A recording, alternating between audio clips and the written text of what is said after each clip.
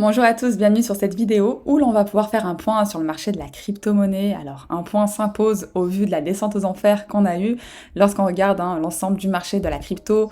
On a eu des variations baissières de 15%, 20%, 10%, donc énormément de peur sur le marché. C'est pas la plus grosse variation baissière qu'on a eue, mais à force de répétition, ça devient très dur psychologiquement sur le marché et c'est ce qu'on recherche pour avoir ce niveau de capitulation nécessaire au fait que le marché puisse repartir. En termes de liquidation également, ça a été assez violent. On est sur les dernières 24 heures avec une liquidation de plus de 645 millions de dollars, ce qui est énorme. On peut encore monter. On va surveiller cet après-midi l'ouverture du marché américain, voir un peu comment le prix va pouvoir se comporter.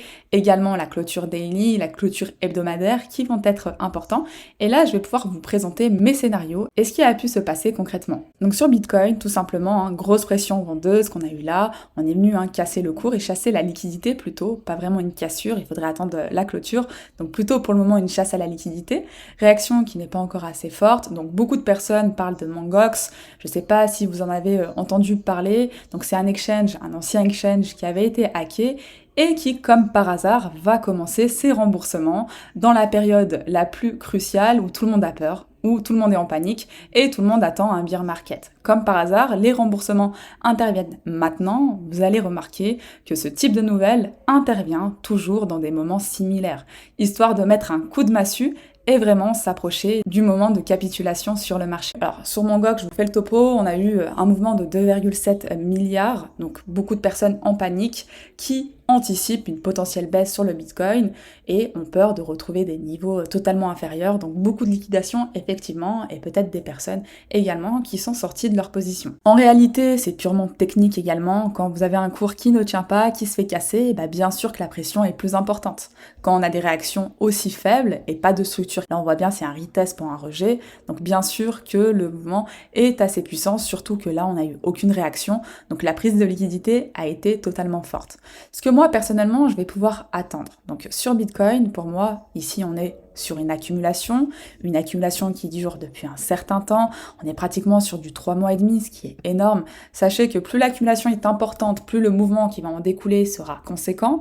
Et actuellement, sur le scénario d'accumulation, j'avais deux hypothèses. Alors la première hypothèse, je vais pouvoir vous la montrer, c'était de venir chasser la liquidité, sachant que la mèche peut être beaucoup plus importante. Là, il va falloir attendre de voir ici la réaction du marché. Est-ce qu'on va avoir une réaction forte et une réintégration comme ici, similaire, où là, ce serait positif pour pouvoir aller chercher plus haut. Donc on serait plutôt sur un fake out, histoire de piéger tout le monde. Ou bien, deuxième scénario de cette même accumulation, aller sur les niveaux inférieurs parce que la réaction ne sera pas assez puissante, on n'aura pas quelque chose de similaire, une pression vendeuse qui restera importante, et auquel cas, le niveau que je vais pouvoir attendre, donc c'est les niveaux minimum des 61 de Fibonacci, qui convergent également avec cette ancienne zone de réaccumulation, où on a des très bons points d'intérêt, donc venir chercher à minima les 52 000, un peu plus haut que les 52 000, et on pourrait s'étendre jusqu'aux 48 000, donc toute cette zone. Donc si je vous montre un autre aspect de cette accumulation, pour que vous puissiez bien visualiser ce que moi j'ai en tête, donc là je vois la phase A, la phase B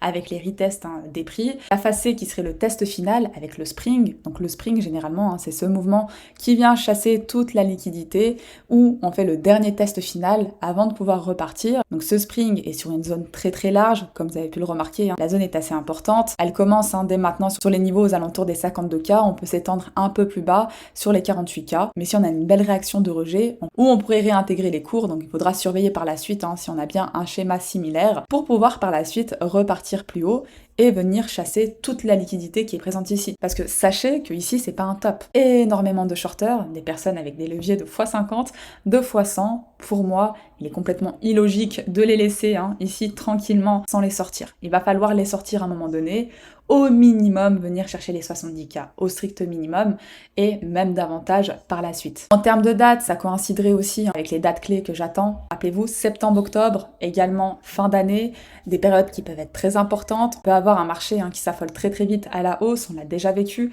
Il suffit d'une bonne nouvelle, il suffit d'une décision de la Fed, il suffit d'ETF, ou bien encore de résultats politiques pour que le marché reparte de plus belle. Il est vrai que quand on atteint des niveaux comme cela, plus on descend, plus on a peur, et vous avez juste à vous connecter sur Twitter, tout le monde parle de bear market. Et c'est justement dans ces périodes que vous allez trouver les meilleures opportunités. Donc dans le scénario où les 52K, 48K ne fonctionneraient pas, j'ai une zone aussi qui est assez importante que je vais pouvoir vous présenter. C'est la zone des 78% de Fibonacci, la zone qui est ici. Donc c'est une zone aussi importante qui est en dessous des 46K. Donc si jamais ce scénario ne se passait pas comme prévu et qu'on décidait d'aller plus bas parce qu'on était tout simplement sur un mouvement d'extension et de retracement et pas sur cette accumulation en termes de temporalité, eh ben on pourrait atterrir sur des cours inférieurs à 46 000 où là je serais très vigilante et attendrai des réactions pour pouvoir potentiellement chercher des opportunités. Quoi qu'il en soit, peu importe où on va pouvoir atterrir, Bitcoin c'est très haussier. Vous avez qu'à regarder, on est en structure ultra bullish. Effectivement, on a un retracement qui est en cours, un retracement qui est sain, un retracement qui est normal.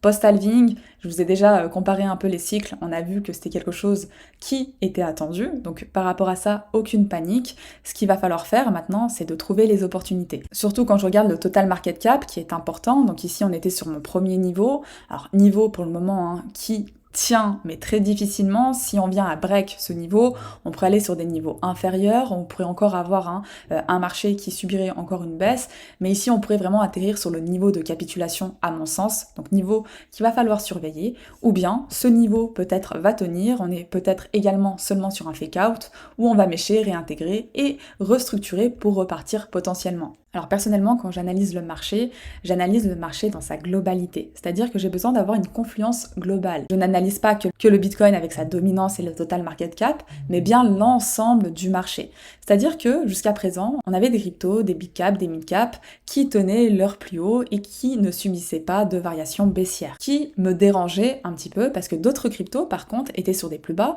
et d'autres, malheureusement, n'avaient même pas subi une seule variation baissière. On tenait vraiment les plus hauts. Actuellement, sur la quasi-totalité du marché, même celle qui tenait jusqu'à présent, on est venu retracer le pourcentage minimal que j'attends sur les crypto-monnaies, ce qui me montre vraiment un consensus global sur l'écosystème de la crypto. Et ça, pour moi, c'est un élément vraiment à prendre en compte. Donc par exemple, si je regarde Solana, Solana qui tenait très bien sur ses niveaux, là on est venu break, et enfin on retrouve des niveaux intéressants. Des niveaux intéressants sur ces prix que j'attends très fortement sur Solana, et puis ensuite j'ai d'autres targets. Également, si je vous prends RNDR, pareil, on avait des niveaux qui tenaient hyper bien, et là enfin on rentre sur des niveaux hyper intéressants. On est venu nettoyer toute la liquidité qui était présente. Si je vous prends Avalanche, pareil, on est venu faire une variation de moins 60%, pratiquement moins 70% bientôt. On retrouve des niveaux hyper intéressants sur des hauts d'accumulation. Et là, vraiment, sur le marché, ça devient hyper intéressant. Effectivement, quand le marché fait peur, quand le marché donne pas envie, c'est toujours dans ces périodes que vous allez pouvoir retrouver les bonnes opportunités. Personnellement, c'est dans ces moments-là où je suis la plus active sur les cryptos. C'est pas quand on est en pleine euphorie, là, personnellement, je m'ennuie, parce que je suis déjà placée, bon, je prends mes gains, c'est satisfaisant, mais quand je vais être active et proactive sur mes invests, c'est dans ce type de scénario où il faut repérer les potentielles entrées que vous allez pouvoir sélectionner pour les actifs que vous souhaitez accumuler. Pareil pour Rio, Rio, période d'euphorie. Donc personnellement, je suis rentrée sur ces niveaux, donc les niveaux là actuellement ne m'intéressent pas.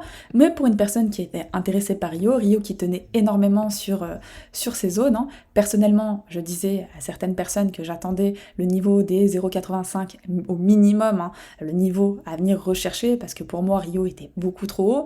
Et là, effectivement, on a eu une variation baissière de 75%, 70%, allez, et là ça commence à devenir intéressant. Et ça, c'est sur l'ensemble du marché. Donc également, ce qui peut faire peur, c'est, on se dit, Bitcoin, il est seulement à 55 000, ok, on est venu investir sur les 16 500 potentiellement, les altcoins ont hyper subi.